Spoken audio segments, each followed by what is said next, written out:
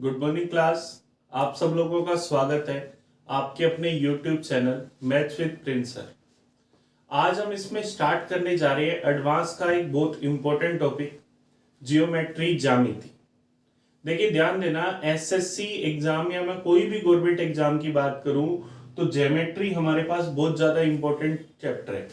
Geometry के अंदर जो टीयर फर्स्ट और टीयर सेकंड के एग्जाम में नंबर ऑफ द क्वेश्चंस की अगर अपन बात करें तो हमारे एग्जाम में नंबर ऑफ द क्वेश्चंस आएंगे लगभग 10 से लेकर 15। तो ज्योमेट्री उस हिसाब से हमारे पास काफी इंपॉर्टेंट चैप्टर है। ज्योमेट्री की अगर बात करें, बहुत सारे लोग क्या करते हैं, ज्योमेट्री जैसे ही स्टार्ट होती है वो उसके क्वेश्चन करना स्टार्ट कर देते हैं, लेकिन ज्योमेट्री की जब तक हमें इसकी बेसिक थ्योरी नहीं पता होगी तब तक क्वेश्चन करने का कोई मतलब नहीं। तो हम इसकी स्टार्टिंग करेंगे इसकी बेसिक थ्योरी से। देखिए ज्योमेट्री की अगर अपन बात करें, ज्यामिति, इसको हम जियोमेट्री जो हमने लिखा ये हमारे पास क्या है, एक ग्रीक वर्ड है। ये हमारे पास क्या है, एक ग्रीक वर्ड है। इसमें अगर जियो और मेट्री इनका अलग अलग मीनिंग देखें तो जियो का मतलब होता है अर्थ, मेट्री का मतलब होता है मेजरमेंट, मेजरी। तो जो ज्योमेट्री है हमारे पास उसका जो मेन मीनिंग हुआ वो हमारे पास क्या हुआ, धरती को मापना। ज्योमेट्री हमारे पास क्या हुआ, धरती को मापना। अब ज्योमेट्री में हमें यहां धरती को नहीं मापना, हमें जो ज्योमेट्री पढ़नी है उसके अंदर हमें क्या पढ़ना है, हम लोगों को इसके अंदर पढ़ना है ट्रायंगल्स, क्वाड्रिलेटरस, सर्किल, ये सारी चीजें हमें पढ़नी। और इन सारी चीजों के अंदर हमें जो मेनली पढ़ना है वो पढ़ना है कि इन सब के अंदर हमें मेनली क्वेश्चंस में क्या करना है, एंगल्स निकालने। तो हमें इसमें मेनली जो एंगल्स फाइंड करने हैं, तो सबसे पहले हम यहां एंगल कोण की बात करते हैं, एंगल्स को मापना। तो सबसे पहला पॉइंट हम पढ़ रहे हैं एंगल्स। एंगल हमारे पास होगा कोण। देखिए कोण एंगल कैसे बनता है, मेरे पास कोई भी दो रेज है जिनका इंटरसेक्शन पॉइंट एक ही है, ये किसी एक पॉइंट पर मिल रही है, तो इस पॉइंट पर ये जो ओपनिंग प्लेस है, ओपनिंग जो जगह है, इसके अंदर जो ये वैल्यू बनेगी इसको हम कहेंगे कोण थीटा। ये हमारे पास क्या बनेगा, कोण बनेगा, एंगल बनेगा, थीटा बनेगा। हम लोग यहां एंगल कोण की अगर बात करें तो ये कोण हमारे पास अगर एंटी क्लॉकवाइज डायरेक्शन में जाएगा तो ये वैल्यू होगी पॉजिटिव, और क्लॉकवाइज डायरेक्शन में जाएगा तो नेगेटिव। ये चीज हम लोग पढ़ेंगे जब हम बात करेंगे ट्रिग्नोमेट्री की। लेकिन हमें यहां ध्यान रखना है कि एंगल कैसे बनता है, जब भी ये दो रेज के बीच में जो भी ये वैल्यू होगी ये हमारे पास क्या होगा, एंगल होगा, कोण होगा। कोण को मेनली हम लोग जो नापते हैं वो या तो डिग्री के अंदर या रेडियन के अंदर। तो यहां मेनली हम डिग्री और रेडियन में बात करेंगे, डिग्री के अंदर सबसे ज्यादा बात होती है। ये तो हुआ एंगल कोण। अब सबसे पहले हमें एंगल कोण के टाइप्स पता होने चाहिए, तो हम इसमें बात करते हैं एंगल के टाइप्स की। सबसे पहला जो हमारे पास टाइप आता है वो आता है न्यून कोण, एक्यूट एंगल। न्यून कोण, एक्यूट एंगल हमारे पास क्या होगा, जब बनने वाला जो कोण होगा थीटा वो अगर 90 डिग्री से छोटा है, हमारे पास जो बनने वाला कोण है वो अगर 90 डिग्री से छोटा है तो ये हमारे पास होगा एक्यूट एंगल, न्यून कोण। सेकंड हमारे पास इसका जो टाइप आएगा वो आएगा राइट एंगल।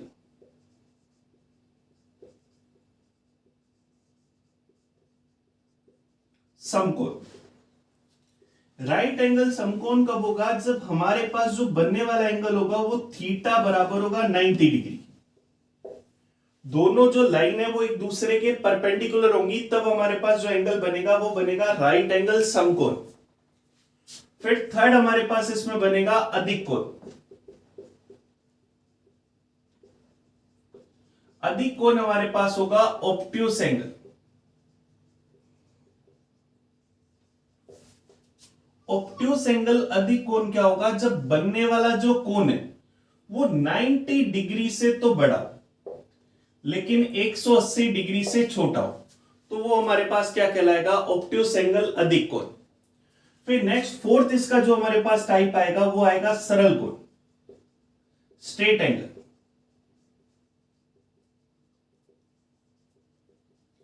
स्ट्रेट एंगल सरल कोण हमारे पास क्या होगा, ये हमारे पास एक लाइन है, एक रे है, इसी के बिल्कुल स्ट्रेट लाइन में ये हमारे पास दूसरी रे आ गई। ये दोनों जो रेज हैं वो एक स्ट्रेट लाइन पर है, तो यहां इन दोनों रेज के बीच में ये जो कोण बनेगा थीटा, ये अगर 180 डिग्री है, दोनों एक ही लाइन पर है, तो ये जो कोण बनेगा वो बनेगा स्ट्रेट एंगल सरल कोण। नेक्स्ट इसका हमारे पास टाइप है वृहत कोण या रिफ्लेक्स एंगल। रिफ्लेक्स एंगल वृहत कोण क्या होगा, जब हमारे पास जो बनने वाला एंगल है कोण है वो अगर 180 डिग्री से तो बड़ा है लेकिन 360 डिग्री से छोटा है, तो वो जो एंगल बनेगा वो क्या बनेगा, रिफ्लेक्स एंगल वृहत कोण। ध्यान रखना एग्जाम में कई बार रिफ्लेक्स एंगल वृहत कोण के बारे में पूछा जाता है, तो आप लोगों को ध्यान रखना है 180 से तो बड़ा हो और 360 डिग्री से छोटा हो, वो जो भी एंगल होगा वो क्या होगा, रिफ्लेक्स एंगल। फिर नेक्स्ट अगर हम इसमें छठे टाइप की बात करें तो इसका 6 टाइप हमारे पास बन जाएगा पूर्ण कोण।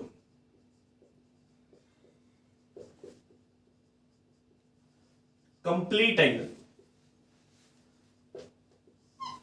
ये भी बनने वाला पूरा कोण एक सर्किल की शेप में हो जाएगा या 360 डिग्री का हो जाएगा, तो वो हमारे पास क्या कहलाएगा, कंप्लीट एंगल पूर्ण कोण। तो मेनली हमने यहां एंगल्स के 6 टाइप पढ़े। सबसे पहले पढ़ा न्यून कोण, फिर पढ़ा राइट एंगल, फिर हमने पढ़ा अधिक कोण, फिर हमने पढ़ा सरल कोण, फिर वृहत कोण और फिर पूर्ण कोण। टोटल एंगल के ये 6 टाइप होते हैं। ध्यान देना यहां पर अगर हम बात करें, ये 6 के 6 टाइप हमारे पास बहुत इंपॉर्टेंट है।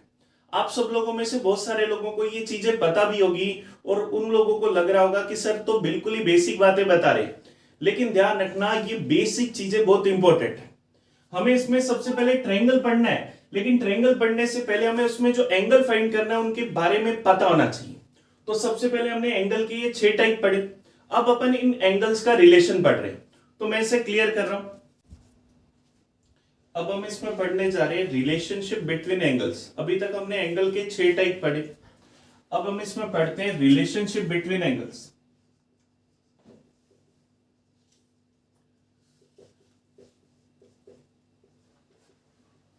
रिलेशनशिप बिटवीन एंगल के अंदर हम टोटल 5 पॉइंट पढ़ने जा रहे हैं। सबसे पहले हम इसमें पढ़ रहे हैं पूरक कोण, कॉम्प्लीमेंट्री एंगल,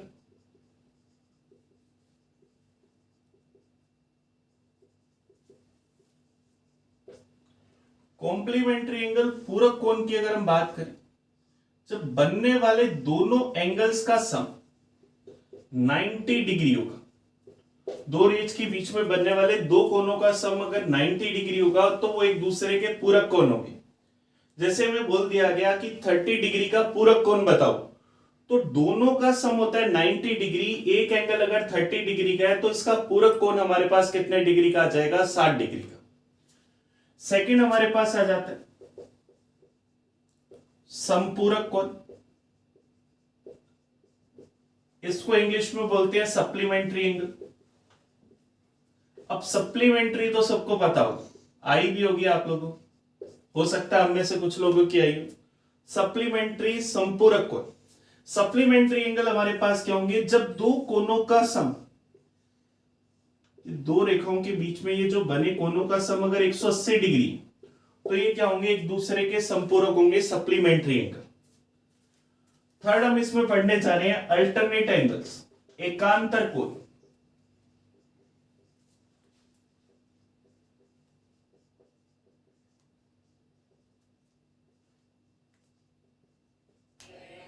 ऑल्टरनेट एंगल एकांतर कोण, ऑल्टरनेट एकांतर कोण हमारे पास क्या होंगे, जब हमारे पास कोई भी दो समांतर रेखाएं, दो पैरेलल लाइंस है, दो समांतर रेखाएं, इनको कोई एक ट्रांसवर्स तिर्यक रेखा काटती, कोई भी दो समांतर रेखाएं, समांतर रेखाएं हमारे पास कौन सी होंगी, जिन दोनों के बीच की दूरी हमेशा समान रहती है, इक्वल रहती है। ये दो समांतर रेखाएं, इनको कोई एक तिर्यक रेखा ट्रांसवर्स लाइन काटती, तो जब यहां जेड की शेप में जो कोण बनते हैं, इस तरह से अगर हम देखें तो ये जो जेड की शेप में कोण बन रहे हैं, इनको हम क्या कहेंगे, एकांतर कोण, अल्टरनेट एंगल्स। इसको अगर मैं सीरियल नंबर 1 दूं और इसको सीरियल नंबर 2 दूं तो 1 और 2 आपस में क्या होंगे, बराबर होंगे। ये हमारे पास आगे एकांतर कोण, अल्टरनेट एंगल्स। फिर देखिए अगर हम इसमें बात करें, जरूरी नहीं है कि सिर्फ ये 1 और 2 ही बराबर होंगे। ये हमने सीधा जेड बनाया, इसमें अगर हम ये उल्टे वाला जेड बनाए, इसको मैं थोड़ा इस तरह से हाईलाइट करके दिखा रहा हूं, तो ये जो कोण होंगे ये भी आपस में क्या होंगे, बराबर। इनको एकांतर कोण बोल लो या एकांतर खंड के कोण बोल लो। ये हमारे पास तीसरा टाइप हो। फिर नेक्स्ट हमारे पास इसमें जो रिलेशन आता है वो आता है संगत कोण, क्रोस्पोंडिंग एंगल्स। संगत कोण, क्रोस्पोंडिंग एंगल्स। संगत कोण हमारे पास क्या होंगे, जब हमारे पास कोई दो समांतर रेखाएं, इनको कोई एक तिर्यक रेखा काटती है, ट्रांसवर्स लाइन, तो ये जो तिर्यक रेखा काट रही है, ये एक साइड में ये जो बने हुए कोण होते हैं ये आपस में क्या होते हैं, बराबर। ये सारी चीजें धीरे धीरे आगे हम इनको प्रूव भी कर पाएंगे कि ऐसा क्यों होता है, क्यों नहीं होता। कुछ चीजें हम इसमें सर्वांग समता से प्रूव करेंगे, कुछ समरूपता से, इस तरह से। तो ध्यान रखना, उसका हमें टेंशन नहीं लेनी कि हमें कैसे सीखेंगे, क्यों हुआ ऐसा, क्या रीजन है। वो जैसे जैसे हम पढ़ते चलेंगे वैसे वैसे हमें पता लगता रहेगा। संगत कोण, क्रोस्पोंडिंग एंगल्स, तो ये जो एंगल बना 1 और 2 ये आपस में क्या होंगे, बराबर। और नेक्स्ट फिफ्थ हमारे पास जो इसका टाइप आ जाएगा वो आ जाएगा शीर्षाभिमुख कोण, वर्टिकली अपोजिट एंगल्स।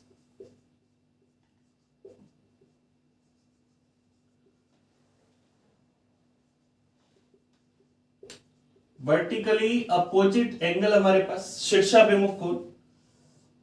ये हमारे पास कोई भी दो लाइन है, ये एक दूसरे को किसी भी एक पॉइंट पर काटती, तो जिस पॉइंट पर ये काट रही है इसके आमने सामने के कोण एंगल आपस में क्या होंगे, बराबर होंगे। तो ये एंगल 1 और एंगल 2 आपस में बराबर होगा। इसी तरह से यहां पर ये जो एंगल कोण बन रहे, ये वाला और ये वाला कोण, ये भी आपस में क्या होंगे, बराबर। तो एंगल 1 और एंगल 2 आपस में बराबर होगा, और एंगल 3 और एंगल 4 आपस में बराबर होगा। तो ये एंगल्स के रिलेशन के हमारे पास टोटल 5 पॉइंट्स है। पूरक कोण, संपूरक कोण, शीर्षाभिमुख कोण, वर्टिकली अपोजिट एंगल कह सकते हैं, एकांतर खंड के कोण और संगत कोण। ये हमने एंगल्स का रिलेशन पढ़ा। अब देखिए हम इसमें सबसे इंपॉर्टेंट जो हमारी चीज थी ट्रायंगल, वो पढ़ने जा रहे हैं। तो इसको आप नोट कर लीजिए, मैं तब तक इसको क्लियर कर देता हूं। अब देखिए हम इसमें सबसे इंपॉर्टेंट चीज जो है इसकी वो पढ़ने जा रहे हैं, ट्रायंगल त्रिभुज। ट्रायंगल त्रिभुज हमारे पास ज्योमेट्री का सबसे इंपॉर्टेंट पोर्शन है। ध्यान रखना, इसके अंदर हम पहले सबसे पहले कुछ छोटी छोटी चीजें सीखेंगे, फिर इसके जो मेन इंपॉर्टेंट पॉइंट है जिस पर मेनली एसएससी में क्वेश्चन पूछे जाते हैं वो भी सीखेंगे। तो सबसे पहले हम ट्रायंगल त्रिभुज की बात कर लेते हैं। देखिए ध्यान देना, इसको मैं इंग्लिश में लिखता हूं ट्राइएंगल।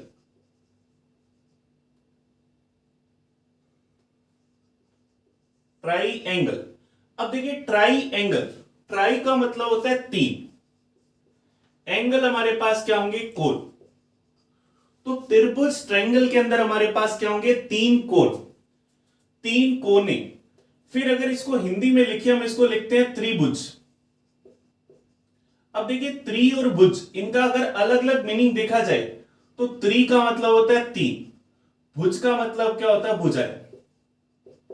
तो ट्रायंगल त्रिभुज जो हमारे पास होता है वो क्या होता है, 3 भुजाओं से घिरी हुई बंद आकृति। ट्रायंगल त्रिभुज हमारे पास क्या होगा, 3 भुजाओं से घिरी हुई बंद आकृति हमारे पास क्या कहलाएगी, त्रिभुज ट्रायंगल। त्रिभुज के अंदर 3 भुजाएं होती, तो ये हमारे पास भुजाएं ए बी, बी सी और सी है। ट्रायंगल त्रिभुज के अंदर 3 कोण, 3 कोने होते हैं, 3 वर्टेक्सेस होते हैं, शीर्ष होते हैं। तो इसके 3 शीर्ष आगे ए बी सी। तो यहां ध्यान देना, मेरे पास ये जो तीनों वर्टेक्सेस शीर्ष आगे, इन तीनों पर हमारे पास यहां एंगल बनेंगे। एंगल कोण को हम किस तरह से दिखाते हैं, इस तरह से हम एंगल दिखा देते हैं। तो यहां हमारे पास 3 एंगल बनेंगे, एक एंगल बनेगा ए, एक एंगल बनेगा बी और एक एंगल बनेगा सी। ध्यान रखना, एंगल को हमेशा हमेशा कैपिटल लेटर से दिखाया जाता है। अगर मैं इस कोण ए की बात करूं तो मैं इसके लिए क्या लिख सकता हूं, मैं इसके लिए एंगल ए लिख सकता हूं। या इसके लिए मैं क्या लिख सकता हूं, इसकी जगह मैं लिख सकता हूं एंगल BAC। BAC का मतलब क्या हुआ, BA और C, इन दोनों के बीच में मेरे पास B और C के बीच में क्या है, A। तो शीर्ष A पर बनने वाला कोण, इस तरह से हमारे पास तीन एंगल हो गए ABC। ध्यान रखना एंगल कोण को हमेशा और हमेशा कैपिटल लेटर से डोनेट किया जाता है, कैपिटल लेटर से दिखाया जाता है। फिर अगर अपन बात करें शीर्ष A के सामने वाली भुजा को कहेंगे स्मॉल a, शीर्ष B के सामने वाली भुजा को स्मॉल b, और शीर्ष C के सामने वाली भुजा को स्मॉल c। तो ट्रायंगल के अंदर, त्रिभुज के अंदर हमारे पास तीन भुजाएं होगी ABC। ये इसकी हमारे पास क्या हो गई, साइड्स भुजाएं। ध्यान रखना साइड्स को हम लोग हमेशा स्मॉल लेटर से डिनोट करते हैं। ABC के टर्म में लिखूंगा तो हमेशा स्मॉल ABC लिखूंगा। या अगर इस A वाली भुजा की बात करूं तो ये किन दो शीर्षों के बीच में, B और C के बीच में। तो BC को मैं कह सकता हूं कैपिटल में, अगर मुझे भुजा दिखानी है तो वो क्या होगी, BC। ये हमारे पास ट्रायंगल की तीन भुजाएं, तीन साइड्स हो गई। अब ट्रायंगल के अंदर हमारे पास तीन कोण होंगे, तो हमारे पास तीन कोण कौन से होंगे, एंगल A, एंगल B और एंगल C। ये हमारे पास ट्रायंगल के क्या आ गए, तीन कोण आ गए, एंगल्स आ गए। तो ट्रायंगल त्रिभुज क्या होती है, तीन भुजाओं से घिरी हुई बंद आकृति हमारे पास क्या कहलाती है, त्रिभुज ट्रायंगल। अब आप सब लोगों को यह पता होगा ट्रायंगल त्रिभुज की तीनों कोणों का योग, तीनों अंत्य कोणों का योग कितना होता है। आप सब लोग कहेंगे 180 डिग्री। आप लोग छोटे होते से ये पढ़ते हैं कि ट्रायंगल के तीनों अंत्य कोणों का योग कितना होता है, 180 डिग्री। लेकिन मैं आपसे ये पूछना चाहता हूं कि 180 डिग्री क्यों होता है। जब भी हम ज्योमेट्री के अंदर कोई भी बात करेंगे तो ध्यान रखना, कोई भी पॉइंट हम पढ़ रहे हैं तो आप अपने आपसे एक क्वेश्चन पूछ लिया करो कि ऐसा क्यों हुआ। अगर आपने उस क्यों का जवाब ढूंढ लिया तो आप समझ लेना कि ज्योमेट्री का कोई भी टफ से टफ क्वेश्चन आ जाएगा, उसको आप बड़े आराम से कर पाओगे। क्योंकि जब हमें क्यों पता होगा तो हमारा बेसिक क्लियर होगा। तो देखो ध्यान देना, ट्रायंगल के तीनों अंत्य कोणों का योग 180 डिग्री क्यों होता है, इसको भी अपन पढ़ते हैं।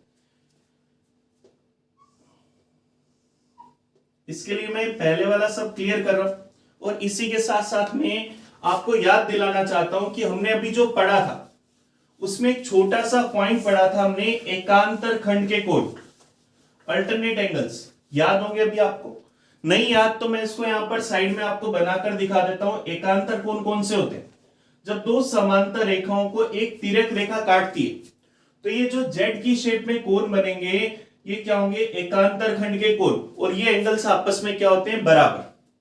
तो अब हम देखने जा रहे हैं कि ट्रायंगल के तीनों अंत्य कोणों का योग 180 डिग्री क्यों होता है।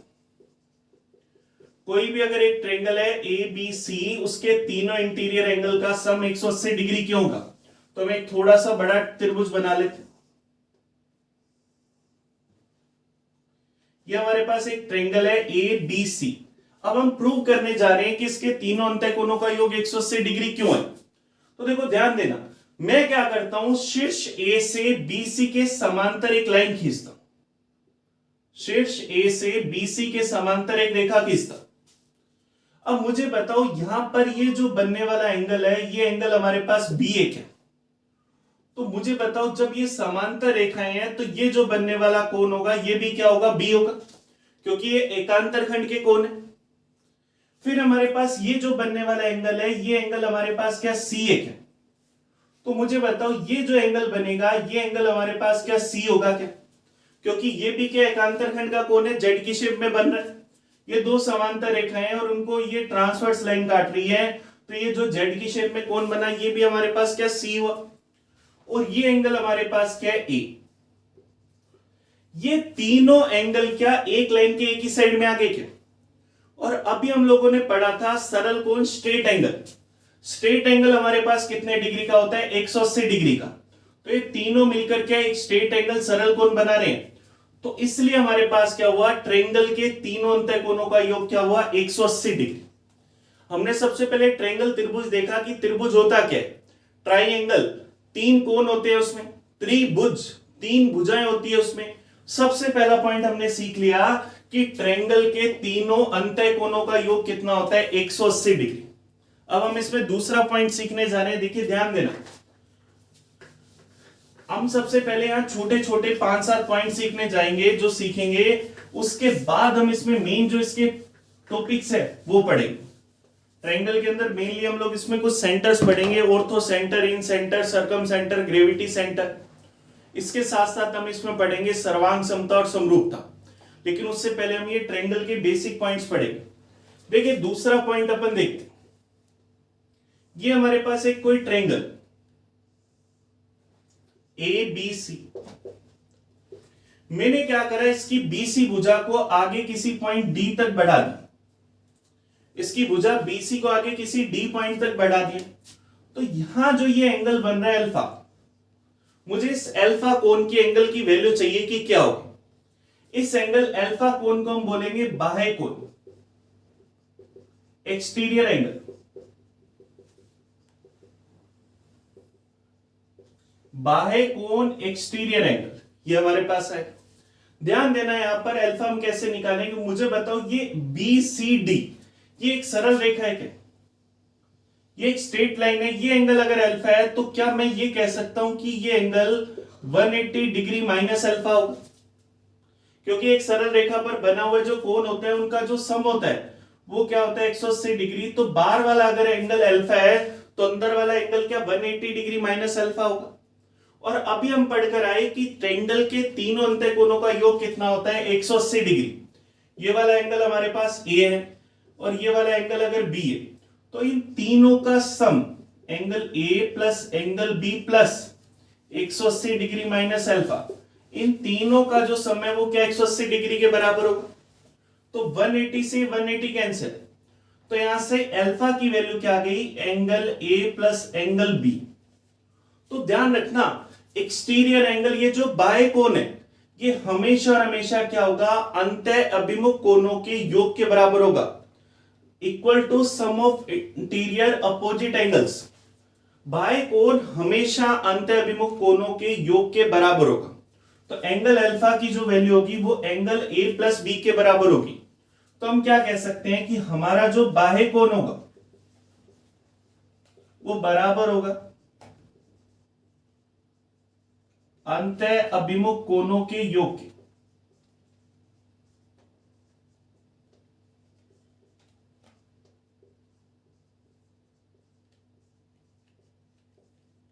सम ऑफ अपोजिट इंटीरियर एंगल्स,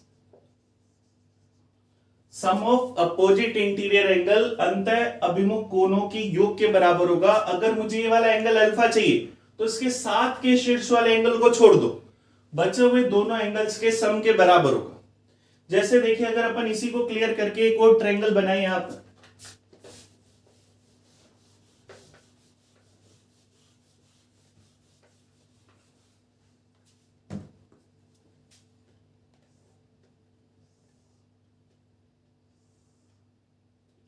ये हमने एक ट्रायंगल बना लिया ए बी सी।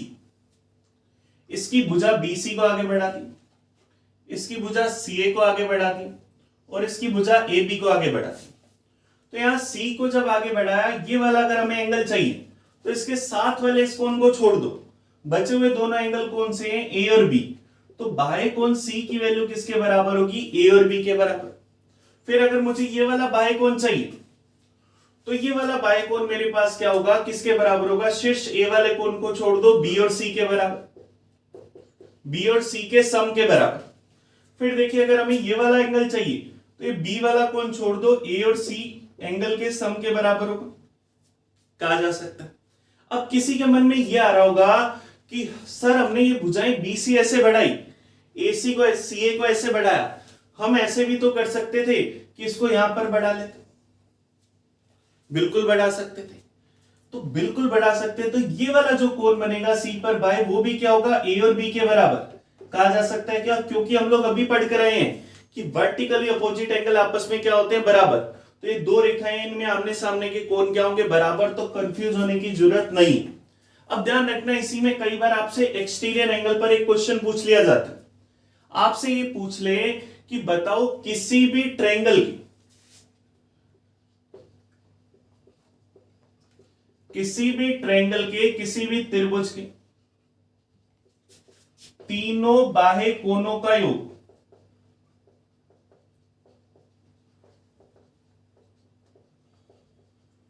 क्या होगा? आपसे पूछ ले किसी भी ट्रायंगल के तीनों बाह्य कोणों का एक्सटीरियर एंगल का सम क्या होगा? ऑप्शन आपको दे दे 180 डिग्री, 270 डिग्री, 360 डिग्री या नन ऑफ दीज, 135 डिग्री, कुछ भी वैल्यू दे।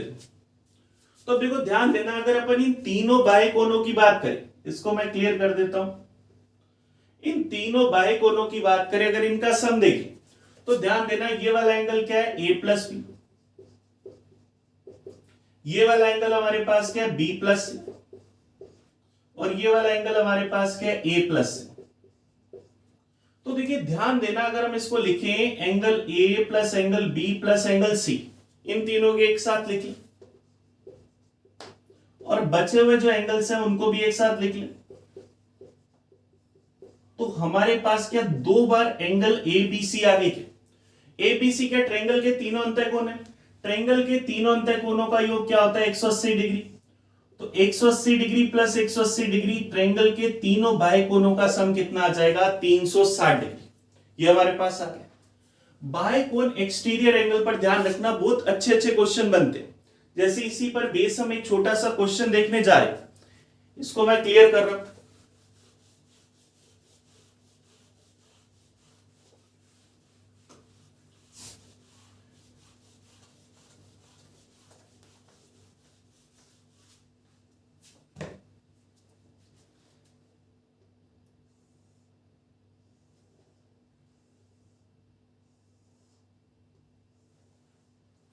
ये मैंने आपके सामने एक आकृति बना दी, एक स्टार बना दी, और मुझे बोल दिया गया कि इन एंगल्स का सम बताओ।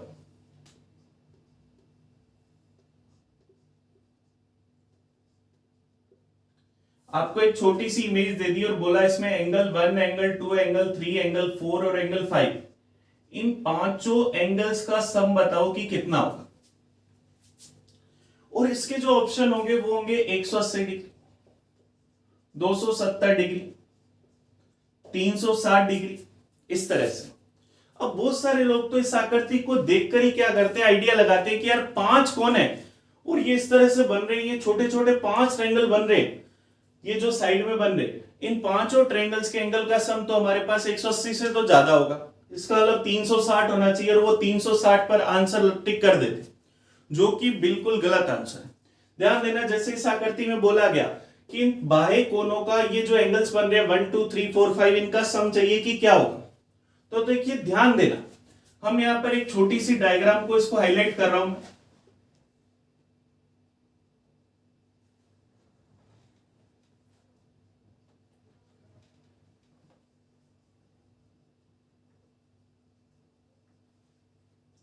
सबसे पहले हमने इस ट्रायंगल की बात करते हैं। इस ट्रायंगल की अगर हम बात करें तो यहां जो ये एंगल बन रहा है, ये वाला कोण, ये क्या? इस ट्रायंगल का बाह्य कोण होगा। इसकी जो वैल्यू होगी अंत अभिमुख कोणों के योग के बराबर होगी। तो अंत अभिमुख कोण कौन से हुए? एंगल 2 और 5। तो इस एंगल की जो वैल्यू हुई, क्या वो 2 और 5 के बराबर हुई क्या? हाँ या नहीं? कहा जा सकता है। फिर ध्यान देखना, इसी तरह से अगर हम इसमें एक ट्रायंगल और देखें, अब मैं इसको ब्लू मार्कर से हाईलाइट कर रहा हूं।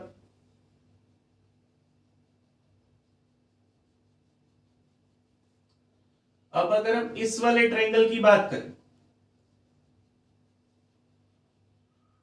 और ये इसकी हमने इस भुजा को बढ़ा दिया, तो यहां ये जो बाह्य कोण बनेगा, ये क्या? अंत अभिमुख कोणों के योग के बराबर होगा। तो ये जो एंगल बनेगा, ये क्या? एंगल 1 और एंगल 3 के बराबर होगा। तो हमने इसमें क्या करा? बाह्य कोणों की प्रॉपर्टी लगाई। सबसे पहले ये वाले ट्रायंगल के अंदर लगाई तो ये 2 और 5 के बराबर आ गए। फिर इस वाले ट्रायंगल के अंदर लगाई तो ये 1 और 3 के बराबर आ गए। तो अब ये नीचे जो ये छोटा सा ट्रायंगल बन रहा है, ये वाला जो एंगल है ये 2 और 5 के सम के बराबर, ये जो हमारा एंगल है ये 1 और 3 के सम के बराबर, और ये एंगल हमारे पास क्या? एंगल 4। तो ये क्या? तीनों ये जो है ये ट्रायंगल के तीनों अंतःकोण है और इनका योग कितना होता है? 180 डिग्री। तो हमारे क्वेश्चन का आंसर क्या आ जाएगा? 180 डिग्री। तो ये ट्रायंगल के इंटीरियर एंगल्स का सम क्या हुआ? 180 डिग्री। तो ये जो हमें शेप बना कर दी, इसके हिसाब से इन पांचों कोनों का योग कितना आ गया, 180 डिग्री। क्लियर हुआ आप सब लोगों को? ये चलिए इसी में आगे चलते हैं।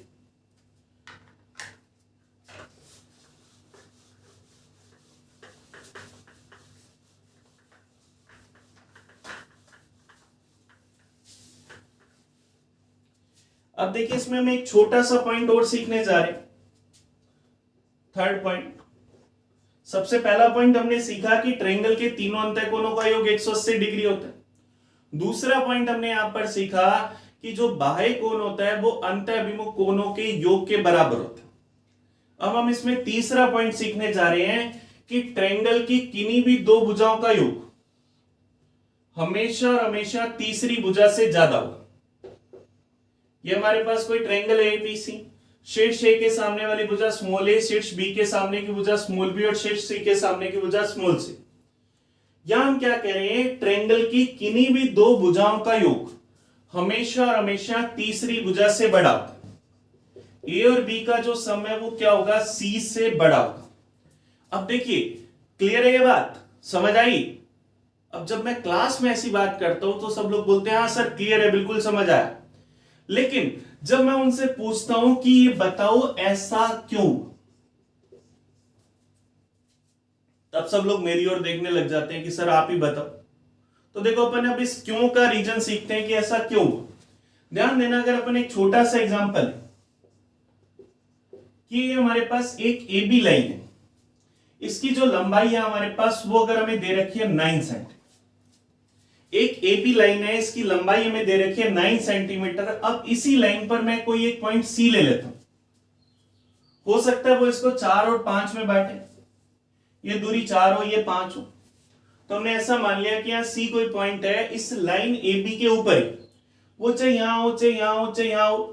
तब हम क्या कह सकते हैं कि ए बी जो होगी वो ए सी और सी बी के सम के बराबर होगी।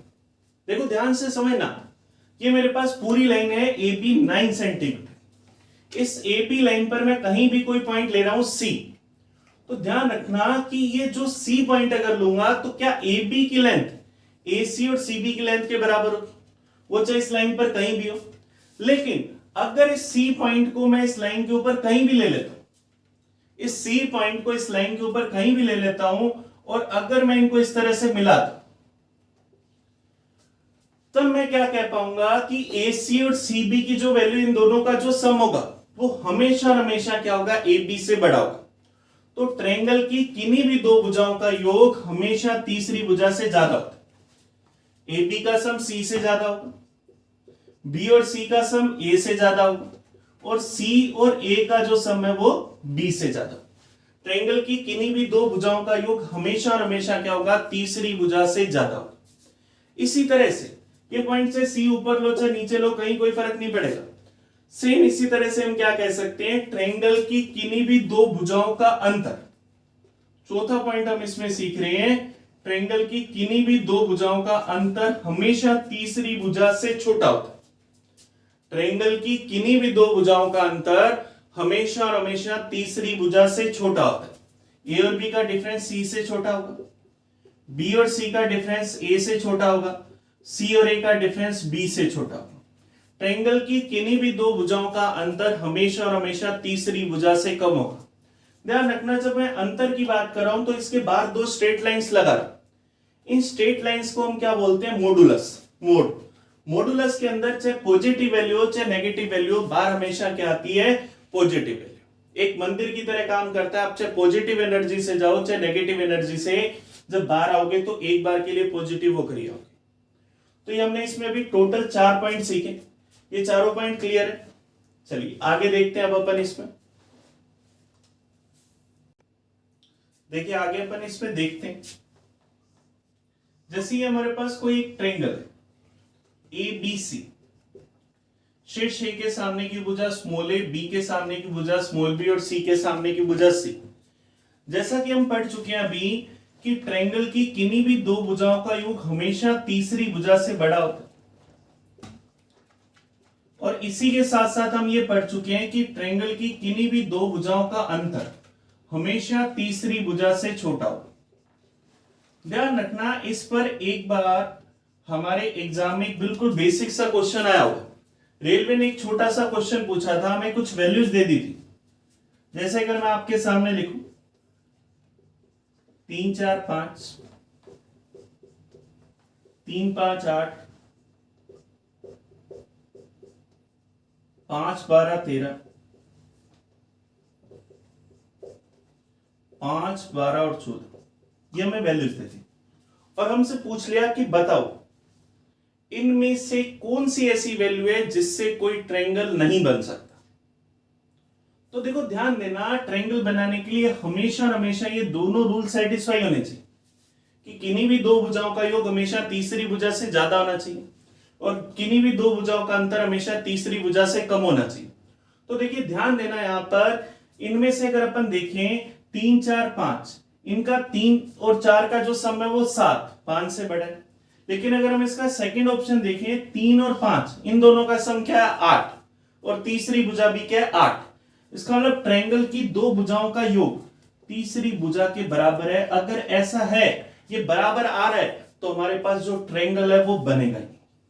तो हमारा आंसर क्या आ जाएगा, सेकंड ऑप्शन। इसी तरह से अगर हमें कह दिया गया कि किसी ट्रायंगल की कोई दो भुजाएं हैं, हमें एक भुजा दे दी गई 4 सेंटीमीटर और दूसरी भुजा में दे दी गई 5 सेंटीमीटर, तो हमें पूछ रहा है बताओ तीसरी भुजा की रेंज क्या होगी। तो देखो ध्यान देना, हमेशा हमेशा क्या होगा, किन्हीं भी दो भुजाओं का योग हमेशा तीसरी भुजा से ज्यादा होता है। तो 5 और 4 का जो सम हुआ वो क्या हुआ 9। इसका मतलब क्या होगा, C की जो वैल्यू होगी वो 9 से तो क्या होगी कम, क्योंकि ट्रायंगल की किन्हीं भी दो भुजाओं का योग हमेशा तीसरी भुजा से ज्यादा होता है। इसका मतलब C 9 से तो क्या होगा छोटा, लेकिन किन्हीं भी दो भुजाओं का अंतर हमेशा तीसरी भुजा से छोटा होता है, तो इन दोनों का जो डिफरेंस है वो कितना हुआ 1। तो इसका मतलब C क्या होगा 1 से ज्यादा होगा। तो C की रेंज क्या आ गई, 1 और 9 के बीच की कोई भी वैल्यू हो सकती है, 2 3 4 5 6 कुछ भी हो सकता है, कहा जा सकता है। क्लियर हुआ। तो आज हमने ट्रायंगल के मेनली ये 4 पॉइंट्स पढ़े। इसके अंदर हम लोग नेक्स्ट जो वीडियो बनाएंगे उसके अंदर हम ट्रायंगल के बचे हुए और पॉइंट्स पढ़ेंगे और इसके इंपॉर्टेंट जो पॉइंट्स है, इसके जो सेंटर्स है, उसकी बात स्टार्ट करेंगे। चलिए आज के लिए इतना ही, इसको अच्छे से पढ़ना, मिलते हैं नेक्स्ट वीडियो के अंदर।